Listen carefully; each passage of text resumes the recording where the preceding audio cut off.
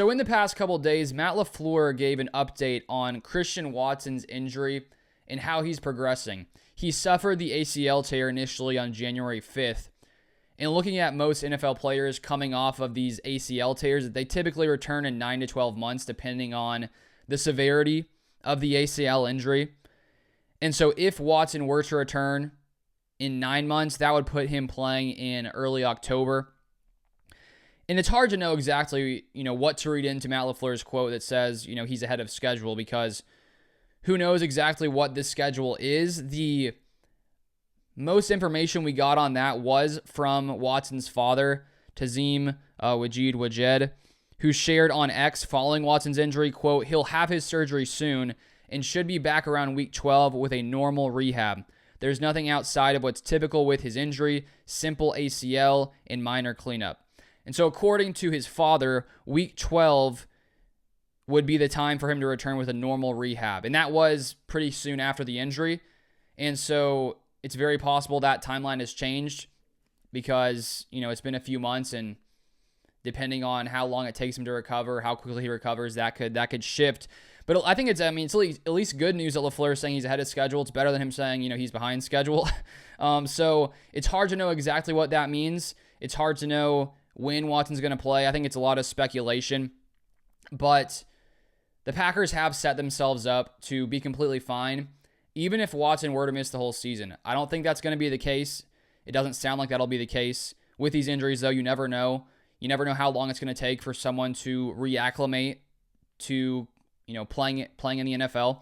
When he comes back, he'll probably start off in a limited snap count, sort of see how he's operating, how he's playing, and then based off that, his reps could build up. And so let's say he did come back week 12. That's November 23rd against the Vikings. Then he'd have a few weeks to ramp up, and hopefully the Packers make the playoffs. And if that's the case, I guess the best case would be, that or a solid case would be if he's ready to go for the playoffs. So the Packers have another healthy wide receiver.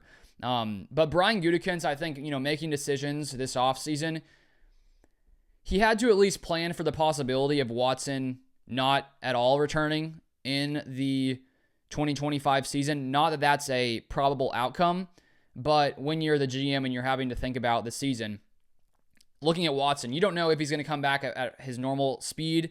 Is he going to come back and not be the guy he once used to be? I mean, these are all, questions you have to think of if you're running the organization. And so Gutekunst, mitigated the risk of Watson potentially not even returning by drafting Matthew Golden in round 1, by drafting Savion Williams in round 3. And so I don't even think the Packers will be, that held back by Watson, even if he doesn't return, just because I think there's already a lot of talent in the room with Jaden Reed, Romeo Doubs, Dontavian Wicks, and to add a first rounder, to add a third rounder, even if Watson doesn't return, I don't think it's going to be a problem. Of course, you'd love to see Watson come back, and he does add that speed aspect.